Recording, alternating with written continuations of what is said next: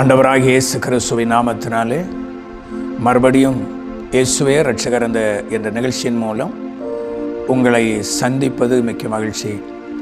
கர்த்தராகிய தேவன் தாமே உங்களை ஆசீர்வதித்து உங்களை மேன்மைப்படுத்துவாராக. நிச்சயமாய் கர்த்தர் உங்களை ஆசீர்வதிப்பார்.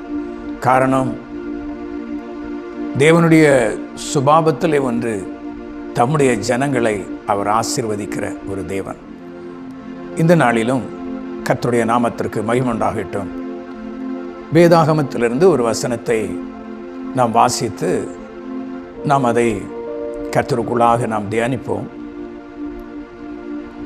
சகரியா 9ஆம் அதிகாரம் 12வது வசனம் சொல்லுகிறது, நம்பிக்கையுடைய சிறைகளே அரணுக்கு திரும்புங்கள், இரட்டிப்பான நன்மையை தருவேன், அது இன்றைக்கே தருவேன் என்று அந்த வசனம் நமக்கு கூறுகிறது.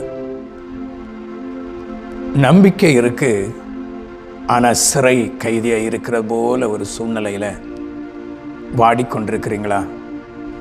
இந்த வசனத்தின் அடிப்படையில் பார்க்கும்போது இஸ்ரவேல் ஜனம், யூதா ஜனம் அடிமைப்பட்டு போய்விட்டார்கள். கர்த்தர் எச்சரித்தும் அவர்கள் கீழ்ப்படியாத உள்ள சுபாவத்தினால அவர்கள் சிறையிருப்புக்கு போய்விட்டார்கள். இந்த நாட்களிலே ஆவிக்குரிய வாழ்க்கையிலே இதை பல கோணங்களிலே நாம் அதை தியானிக்க முடியும். நமக்கு புரோஜனமாய் இருக்க வாய்ப்பு இருக்கிறது.